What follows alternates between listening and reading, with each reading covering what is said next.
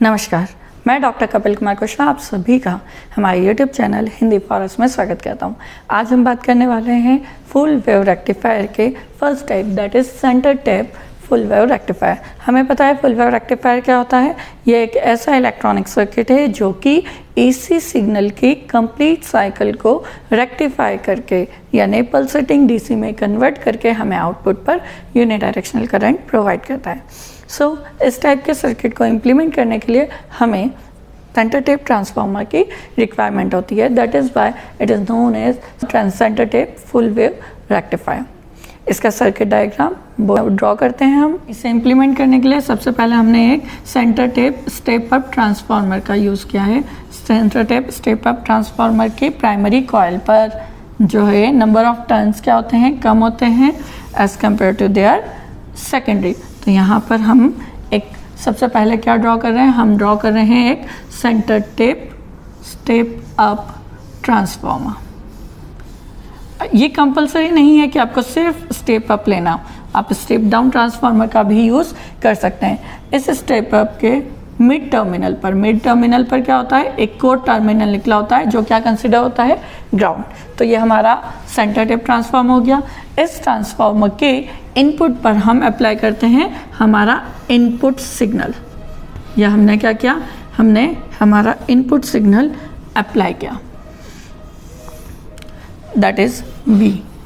ठीक है, नाउ इस को ड्रॉ करने के लिए हमें रिक्वायरमेंट होगी 2 PN जंक्शन डायोड की। हम बात कर रहे हैं PN जंक्शन डायोड। यह हमारा क्या हो गया, एक दैट इज D1। हमें एक और डायोड की रिक्वायरमेंट होगी that is it is D2। इन दोनों डायोड को हम क्या कर रहे हैं, सेंटर टैप ट्रांसफार्मर के एक एक टर्मिनल से कनेक्ट कर देते हैं इनके P टर्मिनल को। देन इनके N टर्मिनल जो हैं इनको आपस में क्या कर देते हैं हम, शॉर्ट। ये क्या हो गया, हमारा दोनों टर्मिनल हो गए शॉर्ट। नाउ इन दोनों के शॉर्ट टर्मिनल से या मिड टर्मिनल से हम एक वायर लेते हैं जिससे हम इस टर्मिनल से हम एक रजिस्टर को कनेक्ट करते हैं जो कि हमारा क्या होता है, लोड रजिस्टर। और ये लोड रजिस्टर का सेकेंड पॉइंट जो है वो हमारे सेंटर टैप टर्मिनल से कनेक्टेड होता है। आप इसे इस वे में भी इम्प्लीमेंट कर सकते हैं एज वेल एज इसे और सिंप्लीफाई करने के लिए हम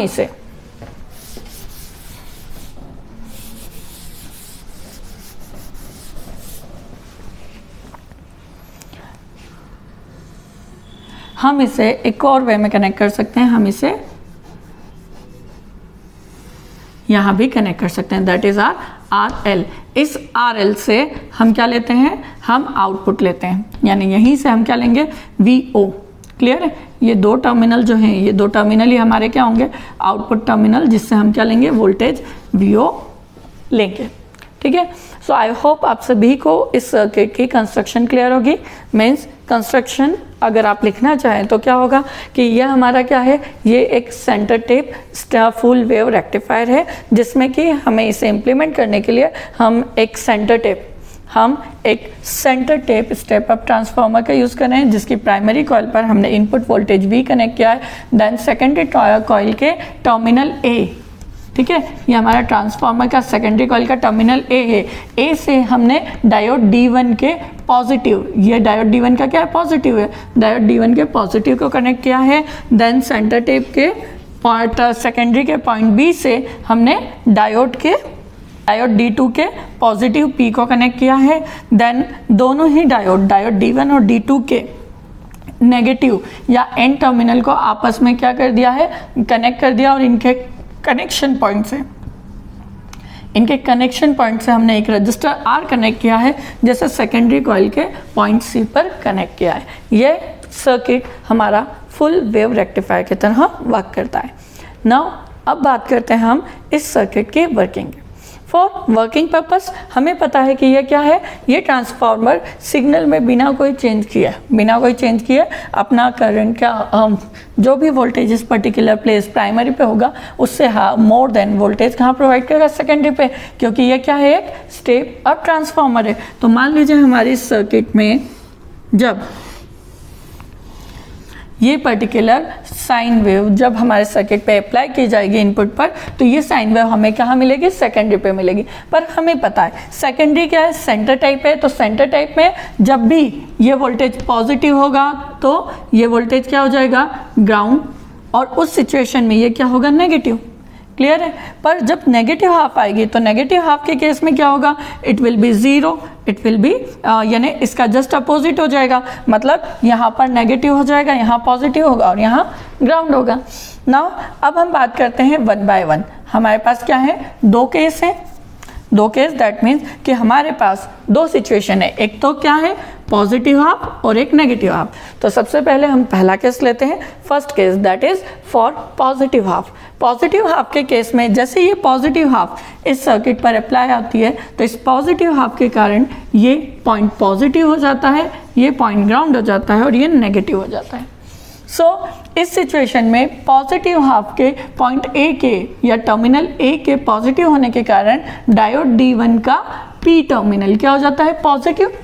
डायोड पी का पी टर्मिनल पॉजिटिव होता है, देन डायोड का एन टर्मिनल जो है वो रजिस्टर आर के थ्रू ग्राउंड से जुड़ा है, इसलिए डायोड का ये टर्मिनल क्या हो जाएगा, नेगेटिव। तो इसलिए इन दोनों डायोड D1 और D2 के एन टर्मिनल क्या है, ग्राउंड से कनेक्टेड है, दैट इज वाई इनके एन क्या हो गया, नेगेटिव। पर डायोड D2 का जो नेगेटिव टर्मिनल है, यानी डायोड D2 का जो पी टर्मिनल है वो इनपुट के या ट्रांसफार्मर के बी टर्मिनल से कनेक्टेड है जो क्या है, नेगेटिव। इसलिए डायोड D2 क्या हो जाता है, दैट इज ऑफ, क्योंकि ये क्या है, रिवर्स वाइज है, जबकि डायोड D1 क्या हो गया है, फॉरवर्ड वाइज। इस सिचुएशन में करंट जो फ्लो होता है वो कहाँ से फ्लो हो जाता है, D2 से होता हुआ RL में फ्लो होता है, जिसके कारण हमें RL के सापेक्ष आउटपुट पर, RL पर क्या मिलता है, हमें आउटपुट पर एक पल्स मिलती है। क्लियर है। तो ये पल्स हमें किसके लिए मिली है, पॉजिटिव हाफ के लिए। नाउ केस सेकंड, जब क्या आएगी, नेगेटिव हाफ आएगी। तो in case of negative half में क्या हो जाएगा, नेगेटिव हाफ के केस में हमारा बी टर्मिनल हो जाएगा पॉजिटिव, ए टर्मिनल होगा नेगेटिव, जबकि सी क्या है, अगेन ग्राउंड। इस सिचुएशन में हमारा डायोड D1 का पी टर्मिनल नेगेटिव से और एन टर्मिनल ग्राउंड से कनेक्टेड है, इसलिए D1 क्या हो जाता है, ऑफ हो जाता है। पर D2 का पी टर्मिनल, इसका पी टर्मिनल या एनोड किससे कनेक्टेड है, ट्रांसफार्मर के बी से, जो क्या है, पॉजिटिव है, और इसका एन टर्मिनल किससे कनेक्टेड है, RL के थ्रू ग्राउंड से कनेक्टेड है, ये यानी ये पॉजिटिव। तो इस सिचुएशन में D1 ऑफ हो जाता है और D2 क्या हो जाता है, ऑन हो जाता है। इसलिए इस सिचुएशन में करंट इस डायरेक्शन में फ्लो होता है। अब इस डायरेक्शन में करंट के फ्लो होने से क्या होगा, क्योंकि दोनों ही सिचुएशन में करंट क्या है, सेम डायरेक्शन में फ्लो हो रहा है, RL से करंट क्या है, सेम डायरेक्शन में फ्लो हो रहा है, इसलिए हमें नेगेटिव हाफ के लिए भी सेम पल्स मिलती है, जो क्या है, फॉर नेगेटिव। नाउ नेक्स्ट, कि अगर नेक्स्ट पल्स आई तो उसके लिए भी फिर हमें क्या, फॉर पॉजिटिव हाफ फिर से हमें एक पल्स मिलेगी, नेगेटिव हाफ फिर से हमें एक पल्स मिलेगी। तो इस तरह से हमारा एक फुल वेव रेक्टिफायर वर्क करता है। आई होप आप सभी को समझ आया होगा। स्क्रीन पर आपके सामने एक practically centre type full wave rectifier का आउटपुट शो हो रहा है। इस आउटपुट में हमने इनपुट जो अप्लाई किया, उस इनपुट के रिस्पेक्ट में हमारा जो आउटपुट है कैसा दिखता है, रियल या प्रैक्टिकली, वो आपको शो हो रहा होगा। सो आई होप आप सभी को एक फुल वेव रेक्टिफायर समझ आया होगा, centre type full wave rectifier and उसकी वर्किंग। सो आज के क्लास में इतना ही। Thank you.